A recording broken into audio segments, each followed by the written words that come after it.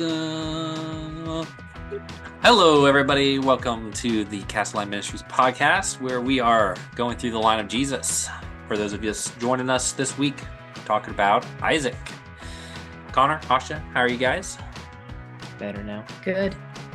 Better now. Great. What was bad? Nah, it's just what people say. Okay. I don't think that's what people say. Most people just say I was good. like, I don't say that. Oh, it's like, how you doing? When someone's like walking by, I'm better now that you're here. Like, I guess There it's you an go. old saying. I should have said that. I feel like you shouldn't use that phrase with anyone other than Asha. I used it with our IT guy today. He didn't say anything else. It was awkward. Yeah, that would be awkward. All right. Speaking of awkward, Isaac. Am I right? No. I mean, there's some awkward stuff in Isaac's. Yeah. There is. Well, this is the Bible. A So, lot awkward. Yeah, that's very Yeah. true. there is going to be that. So we've already kind of established before we hit record, this might be not as long of an episode, which for some people that's totally fine. There's just not as much about Isaac. So as we're going through this study, sometimes you get more content, and sometimes you get less. Isaac, overall, if we're kind of rating people, gets like a pretty good. There's a few moments though that we'll highlight that would like, dude, like father, like son. So, um, so why don't you guys kick it off sort of with things that stood out to you about Isaac's life, pros, cons, and we'll kind of jump around his kind of our notes, and then we'll make our way down our notes page to other areas. Um, I'd say something that stuck out to me was I think it's more just because it was weird and I'm like, wait, what's happening? But how Isaac basically married his cousin You know, and then what was it? Esau? No, Jacob. Jacob ended up basically marrying a cousin. Hmm. If we read that right. But I'm like, well, so yeah. Jacob then would have been like a second cousin. Okay. Still the fact that it's in the same family is Well, strange so to hold me. on. Well, It's I going mean, from Sarah, which was his sisters, and then his cousin, and now they're getting farther apart. it That's does get further apart, but it starts off with Abraham marrying his half sister, Yeah. mm-hmm. and then cousin, and then second cousin, and that's just wasn't a thing actually for a long part of human history. Um, Not that big of a deal. It is a big deal now. So there you go.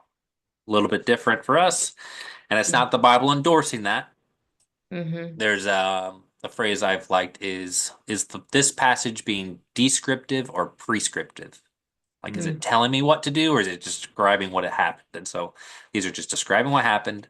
If you ever hear someone trying to use this part of the Bible for like polygamy or Yeah. inner family stuff, it's just like, no, that's not what it's trying to teach. Mm-hmm. And by the fact of how awful these families end up going, yeah, it's Mm-hmm. teaching you not to do that. So, I think one thing I'm thinking about with Isaac is how much of a back seat he sits in, hmm which like maybe leading by letting other people do stuff, like, but like for his wife, I mean, Abraham told his servant to look for his wife, but then like he lets his kids go out and do stuff. Um, that one part with I mean, I guess he made those wells. He made a lot of wells for the it dug Philistines. a lot of wells. Mm-hmm.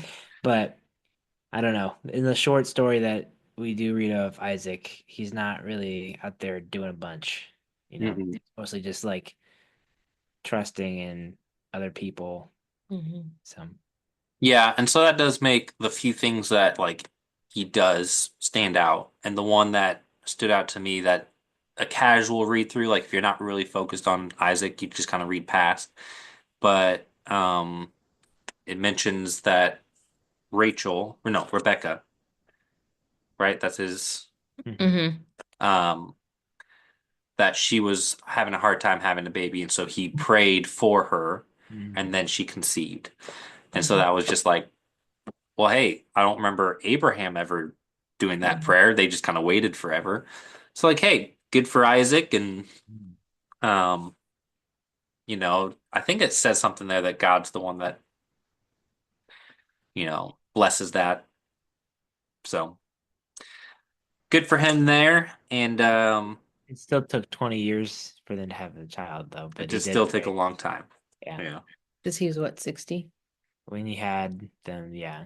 Mhm. He was 40 when they got married and then 60 when they had 60. him.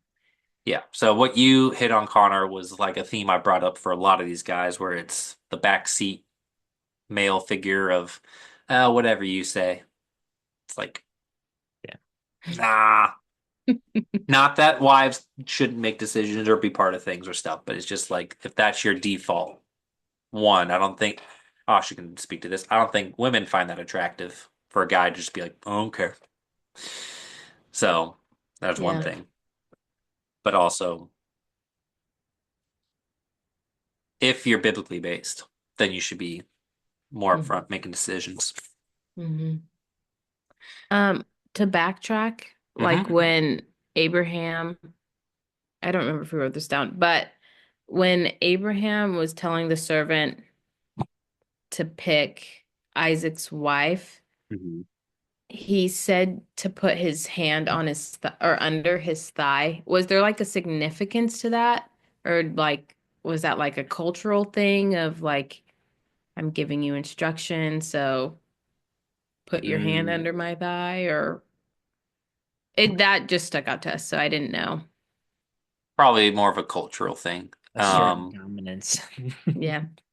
Well, you could imagine where it puts your hand close to, and so it's a sign of trust just off the surface level. Like, I'm Mm. not an expert on it, but like, there's that.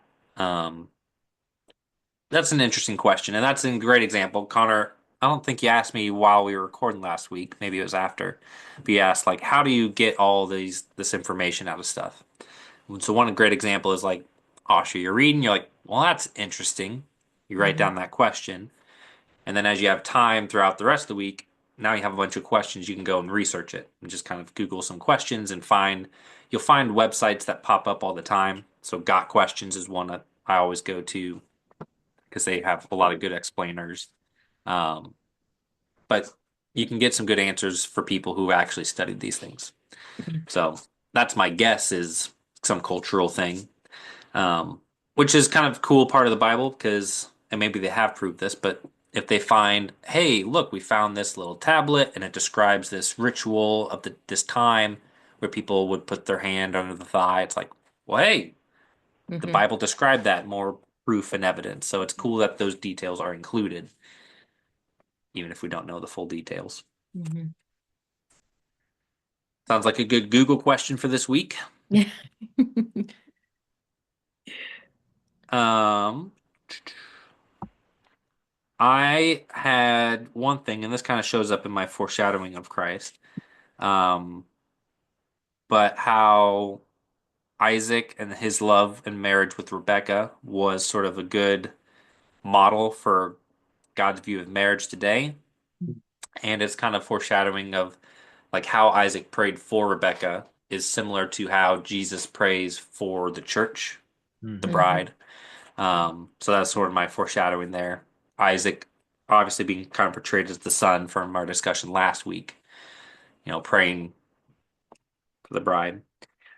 So, and it's kind of cool that, you know, God had this promise with Abraham, I'll give you tons of kids. And he could have just given Abraham a ton of kids, but instead it was like through three people, now there's all the kids. And so it's just like, God the Father, Son, Spirit, three, I don't know if there's a Oh, correlation there for like, I don't know if that's a Holy Spirit thing, just a coincidence thing, just I mean, if Jacob was the Holy Spirit, he did provide the fruit and the food.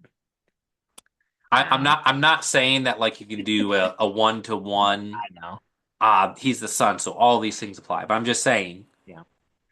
he could have done it in just one generation, chose three, so that way when we talk about um, I almost said founding fathers, but that's us. The what do they call them? Just the fathers? Forefathers? Yeah. Patriarchs, the patriarchs, they're talking about three people. So, yeah. Let's go into his strengths and weaknesses. What were some of the times that he was glowing and sometimes that he wasn't? Ooh, I got a good one. Um, what did I say? I said a weakness is he was easily deceived. Um, well, I wouldn't say easily deceived, but like when it came to Jacob and Esau and his wife was plotting because Jacob was her favorite, and Mhm. when it came to the blessing of like all it took for him to believe that Jacob was Esau was the goat's fur and the fact that it smelled like he had been Right. outdoors. It wasn't like, oh, let's have a conversation and you Right. know. Yeah. So, You sound but like Esau or Jacob, but you feel like Esau. yeah, Yeah, that's all right. We'll go forward. Good yeah, enough. yeah. But I'd say deceived. He was deceived. Hmm. And I think I had another one, but I can't remember at the Deceived and he was deceitful as hmm well. Yeah. Trying to pull the same tricks his dad did. Oh, it's my sister. hmm But I this think one with is a total lie. yeah, yeah, not even half truth there. I feel like he definitely had to been trusting. Like you go back to last week, he was trusting his dad. Hey, Dad, there's no RAM, and then like, oh, we'll find it. Okay, Mhm. and so he like has trust in his leadership, hmm um, and all of that, which I think I don't know if that's um how he. Sorry, I'm distracted now. Um, like how he became a leader, Yeah. but Well, and overall, he was faithful to God. There's yeah, a huge description about how God blessed him in his crops and he reaped a hundredfold, yeah, similar to the parable that we get in the New Testament. Um, my biggest weakness for his was that he picked favorites. This is actually for both him and his wife, hmm picking favorites. Um, I mean, you just don't let the kids know, Yeah. obviously. Um, right now which we have just leads to problems. to worry about that. Yeah, he'll learn though. Yeah. I'm like, why don't they love me anymore? We do. We just don't have time. No patience. Um, but one of his strengths, though, I think anytime in the Bible, I've been kind of interested in this for a long while, but like the idea of like a parent or grandparent doing a blessing, it's Mhm. obviously not really something that we see in today's culture. And I'm hmm not saying there's like a magic power to their blessing, but just the idea of like this is somebody that we respect, we have honor for, and they have this reserved. It's just words, but it's I think impactful. Yeah. Um, They don't repeat them either, so it's like he could have given it to both kids. But he's right, like, and if he would have given it to both kids, all that does is just water down yeah, what it is, and Yeah. so he's having the integrity to say, "Well, I've already given what I've said." So, Yeah. I thought it was cool though how like when Jacob flees and goes to bed, he has a dream of like the angels ascending and descending, and then the Lord talks to him. mhm, Um, which I told Connor, I'm like kind of like piggybacking on what you said of like people don't really give blessings anymore. mhm. But I'm like, if they did and that was the experience, like that'd be super cool. Of Yeah, like, man, I was just blessed by my father, and now my other father is telling mhm. me my blessing Yeah. too. So Oh, that's a cool connection that he gets that blessing, flees, and then gets a connection to the yeah. Mhm. I didn't have that happen.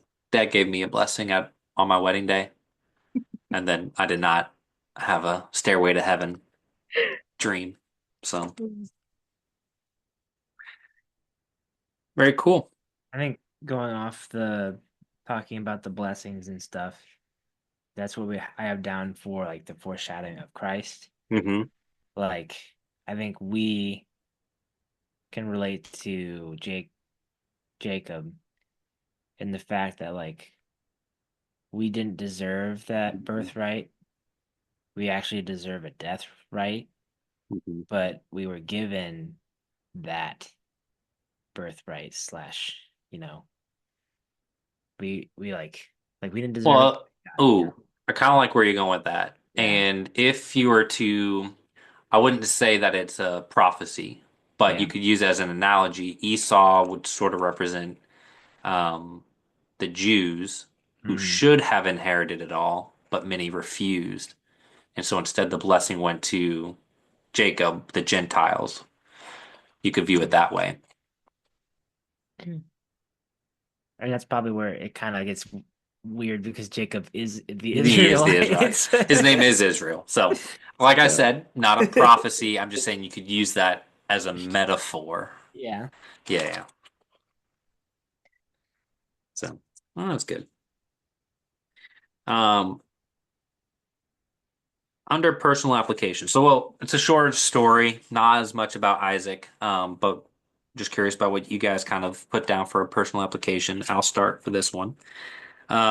Number one, and this is something I need to be reminded of, be a passionate prayer for your spouse, prayer for your spouse.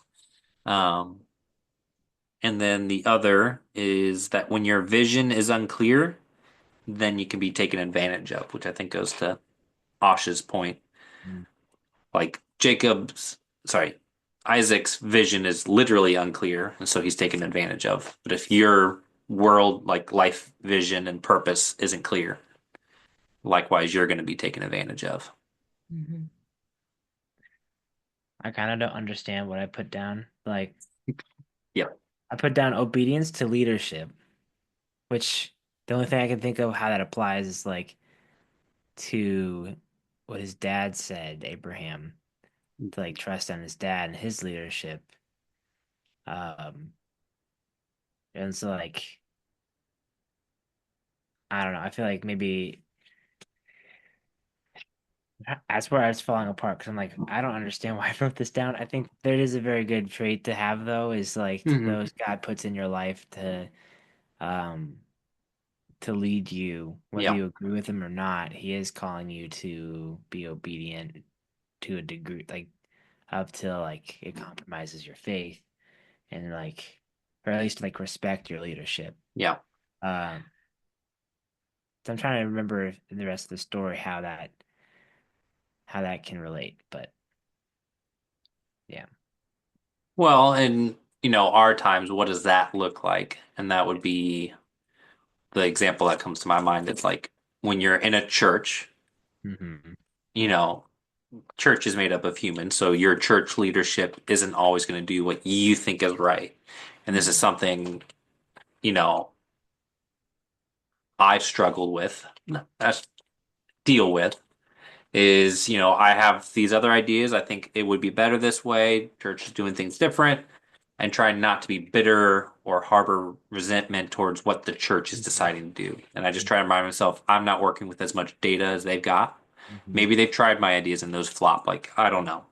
And so it's just like, whereas I see a lot of people, so it's kind of like it's the kind of putting down my desires and things and just deferring to the leadership that I've agreed to put myself into. Now, if they did something crazy out of line, then it's something different. But I see a lot of people leaving churches just because of like, I don't like and agree with that. It's like very, very weak stuff for Mhm. leaving a church, and you're going to find something bad at every church you go to. So our our our idea is like, no, you stick with the church. That's going to be your community, and Yeah. yeah, I Mhm. feel like that's kind of like right, we're gonna get into like a tangent here. Speaking of we tangents, knew it was you. yeah. But like that's kind of like a big problem with current culture of in general, just like I'm just seeing it in younger people that I like work with or see around that when it comes to being corrected by your leadership, they don't take it and understand that it's not an attack on No. you. It's like, hey, as a leader, I'm also responsible for what you produce. Like, so I Mhm. just see offense being taken all the time, and like it's an attack on their truth, which is like, so all of this gets kind of like You it's know, my favorite phrase, being a science teacher, my truth. What? science doesn't care about your truth, bro. Logic, reason, the world doesn't care if it's your truth. But Mm, that's a Mhm. different argument. yeah, but Hmm. Well, I would say like my personal application, I think would be like when it comes to like in this instance of like Isaac blessing Jacob, like Hmm. after he was blessed, no one could take that away from him.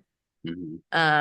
And so like I guess if I put that in today's of like whether it's someone blesses you or like God gives you your like purpose or calling, like no one can take Hmm. that away from you. Yeah. Um, and so I guess that would be kind of my what I'm taking away from mm, that, walking away from. But I think it's super cool.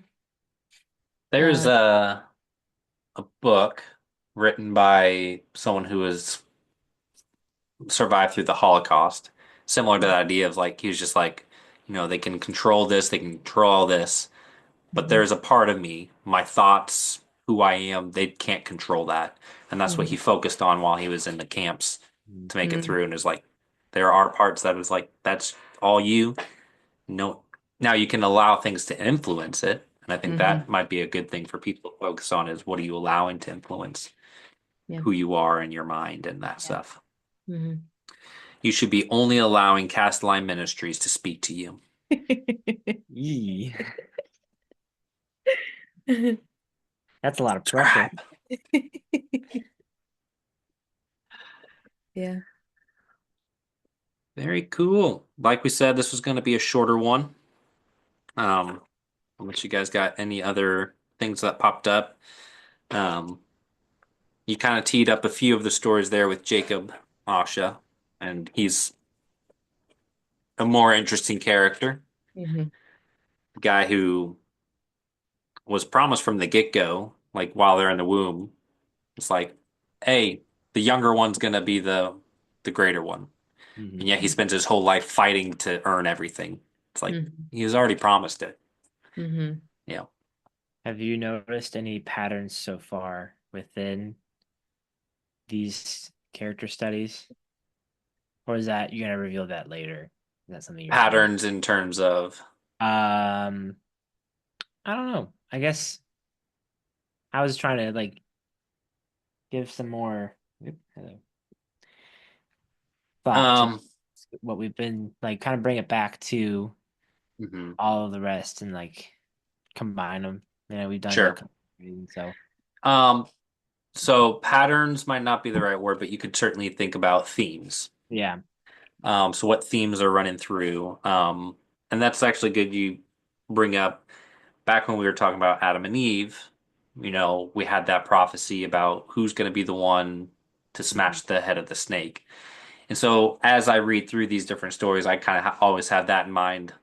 If you're like the first time reading these stories, that's what you got in mind. You're like, oh, okay, Abraham, oh, he seems great. Oh, he kind of had some flaws. Maybe he's not, but his son, he was willing to sacrifice himself. That's pretty good. Is Isaac the one?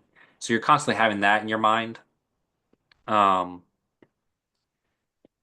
so you also see, and this is where if you know the original Hebrew, you can see this pop up more. But the language that's used in the Genesis story of the fall in Eden will get used a lot in a lot of these stories. So I know like for Abraham, when it's talking about um, how with Hagar, how they treated her, and he had a kid with her. The language very reminiscent from the fall story, where there's the language that they look and they see this is good, and they take her, like they take the fruit. So you'll see that sort of stuff. So the authors are trying to make these connections. It's easier to see those when you know the original language, but yeah. That did remind me. They did mention that Isaac and Ishmael, is that his son's name? Hmm. Hagar's son. Yeah, They buried Abraham together. Yeah, together, which I was like, I never thought of them like kind of being cool with each other. close or Brothers. cool at least to each Yeah. other. Or at least they came together to bury Abraham and then went their separate ways. It was kind of their parents that was causing all That's true. the ruckus. So it's, there is a bit of hope there that, like, hey, we can get along. Mhm. But I bet if you look at the list of names coming from Ishmael, the original readers would be like, "Ooh, yeah, not going to get along for very long." Yeah. Not with those Emilites, Pashurites, all the other ites. So, but you see that played out again with Jacob and Esau. Yeah. Mhm. So, Cain and Abel. Castelline siblings. Jared and Cameron. Jared No, and no one. That was not. we all get along great, kind of like Isaac's or Jacob's sons. He sold me off to Oh, yeah. slavery once. It's okay. I'll forgive you. We'll forgive you. You're the king of Egypt now, right? Currently, I live with my parents still. So no. We're getting there. Ironically, trying to move to a desert. There you go. Sure.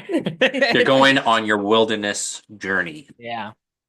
Mhm. Our friends, when they moved out to Arizona, I wrote them a nice little thing about, and I think I included something about going in the wilderness. So That's I miss those guys. Mhm. If you're listening, Greg, miss you. Name drop. Yeah. Shout out to Greg. Greg, you'll be somewhat neighbors. Phoenix is a big area, It's so he's huge. still like an hour and a half away from you. Yeah. Well, all right. Let's go ahead and end it there. I hope you guys are enjoying this series. Like I said, when you kind of focus in on the characters specifically, you tend to read the Bible a little bit differently. So I hope you're getting new stuff out of it. I always do. And we'll pick this up next week as we talk about Jacob. All right. Thanks. Bye.